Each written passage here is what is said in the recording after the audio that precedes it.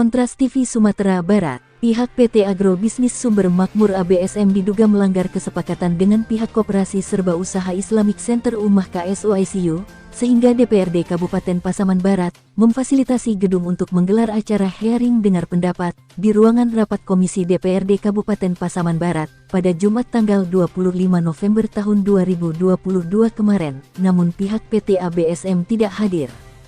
Acara tersebut dihadiri oleh Syafridal selaku Ketua Komisi 2, Yuhendri, dari anggota Komisi 2, serta dihadiri juga pihak Koprindak yang diwakilkan oleh Kepala Bidang Koperasi dan UMKM. Dalam hearing tersebut, pihak perusahaan yaitu PT Agrobisnis Sumber Makmur ABSM selaku mitra KSOICU Tamingjulu Kecamatan Ranah Batahan Kabupaten Pasaman Barat tidak tampak menghadiri acara dengar pendapat tersebut. Hal itu terlihat langsung di absensi acara dan disampaikan langsung oleh Syafridal selaku Ketua Komisi 2 DPRD Kabupaten Pasaman Barat. Saat tim investigasi dan reporter Kontras Independen Sumatera Barat turun ke lokasi, Ahmad Ranjani selaku ahli waris anggota dari pihak KSOICU menyampaikan, pada tahun 2007, pihaknya telah melakukan kerja sama dengan PT ABSM, dan terbitnya perjanjian dengan pembagian hasil 60% untuk perusahaan, dan 40% untuk masyarakat, dan perjanjian itu berlaku hingga saat ini tahun 2022. Dalam statementnya, Ahmad Ranjani mengatakan bahwa pihak PT ABSM melakukan beberapa pelanggaran dari bidang pembiayaan, serta pihak PT ABSM terkesan menguasai seluruh lahan perkebunan buah kelapa sawit yang disepakati dan pihak KSOICU yang sangat dirugikan, namun jumlah kerugiannya belum bisa disebutkan sebab belum dilakukan audit oleh pihaknya. Dan pihak PT ABSM tidak masuk dalam pengelolaan, manajemen, serta diduga telah terjadi tindakan penzoliman yang dilakukan oleh pihak PT ABSM. Segala upaya sudah dilakukan oleh pihak pengurus kepada PT ABSM, namun tidak ada juga jawaban yang pasti, hingga pihaknya menyurati lembaga DPRD Kabupaten Pasaman Barat, sebab ini menyangkut kerugian masyarakat Tamingjulu Kecamatan Ranah Batahan. Setahu pihak KSOICU, hasil TBS hingga hari ini dijual kepada PT RPSM, yang beralamat di Kecamatan Kinali hingga pihak KSOICU mempertanyakan, menurutnya itu kurang efektif dan pihak KSOICU menginginkan penjualan hasil perkebunan dari mitra PT ABSM tersebut dijual kepada PKS yang terdekat saja, karena bisa memangkas pengeluaran. Herianto Ketua DPRD Kabupaten Pasaman Barat melalui Syafridal Ketua Komisi 2 dari fraksi Partai Amanat Nasional, mengatakan, akan menanggapi aduan dari KSOICU, yang sebagaimana disampaikan di dalam hearing, namun disayangkan pihak PT ABSM tidak hadir dalam acara hearing yang telah difasilitasi oleh pihak DPRD Kabupaten Pasaman Barat tersebut, dan akan menyurati untuk gelar hearing selanjutnya.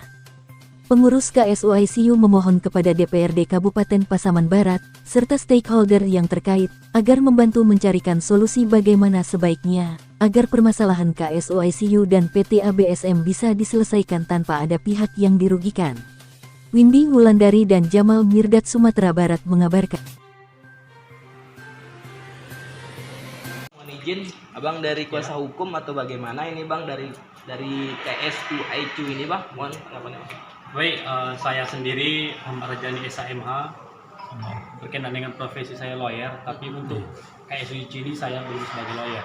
Saya sebagai ahli waris anggota dari KSOICU, sehingga saya berpijak sebagai jajaran anggota. Oke. Nah, kemudian bang, terkait dengan yang terjadi oleh KSOICU ini, yang sebagaimana tadi diterangkan dalam hearing tadi, ada mengalami kerugian dan tidak mendapatkan hak-haknya dalam yang semestinya dari perjanjian yang dibuat dengan perusahaan terkait bang ya. Ya, benar. Jadi pada tahun 2007 KSOICU melakukan kerjasama dengan PT ABSM. Adapun bentuk kerjasama itu adalah profit sharing, 60 untuk KSU sebagai pemilik lahan, juga perusahaan sebagai investor. Nah, setelah kebun itu berjalan lebih kurang 15 tahun hingga 2022 ini, terdapat beberapa komponen pembiayaan yang tidak disepakati pada perjanjian awal, sehingga diduga adanya komponen pembiayaan ini yang tidak masuk dalam kesepakatan, sehingga tingginya biaya-biaya ini tak dapat anggota KSOICU mendapatkan hak-haknya dengan layak. Tingginya hasil produksi, tingginya harga akan dikejar dengan biaya-biaya yang tinggi pula. Sedangkan KSOICU sebagai pengawas tak mempunyai peran di dalam internal, baik itu dalam pengelolaan, baik itu dalam manajemen. sehingga hasil yang diterima oleh KSI ICU itu sebulan setelah pengerjaan oleh PT ABSM, sehingga kita patut dan menduga adanya pembiayaan ini yang tidak terkontrol, tidak termasuk dalam pembiayaan yang sepakat di dalam perjanjian, sehingga terdapat di sini kerugian-kerugian secara material oleh KSI ICU. Oh ini gimana kerugian material yang dialami oleh KSU ICU ini udah berapa nilainya bang? Baik, kita tidak bisa sekarang menyampaikan jumlah nilai karena kita belum melakukan audit.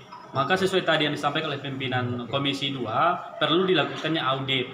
Karena KSI ICU tidak dimasukkan dalam internal pengelolaan dan manajemen, kita belum bisa menemukan hal-hal yang seperti itu. Tapi kita patut menduga ini ada kezoliman, ada kerugian yang terang menerang dirasakan oleh KSI ICU dan juga beberapa koperasi lainnya yang bermitra dengan PT ABSM tersebut.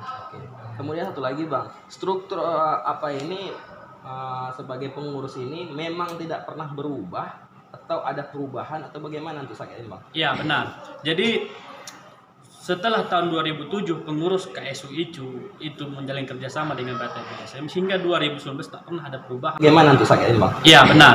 Jadi setelah tahun 2007 pengurus KSU ICU itu menjalin kerjasama dengan PT ABSM hingga 2019 tak pernah ada perubahan. Nah sehingga pada bulan lebih kurangnya bulan April KSU anggota mengirimi surat permohonan RAT kepada pengurus, tidak ditanggapi. Kita permohonan untuk dilakukan rapat anggota tahunan dan pengurus menyampaikan menjadi pembiayaan kenapa anggota tidak menerima hasil dengan selang waktu bulan hingga tahun.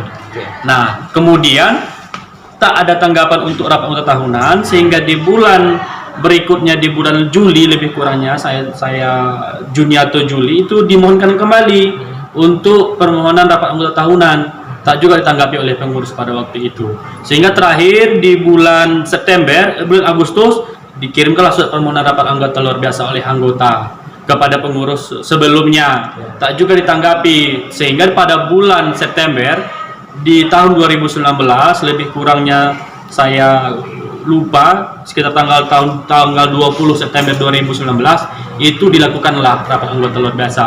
Ditemukanlah biaya-biaya pemaparan oleh PT, adanya bentuk-bentuk kerugian yang ditimbulkan oleh pengurus kepada anggota, sehingga anggota sudah sangat merasa lelah.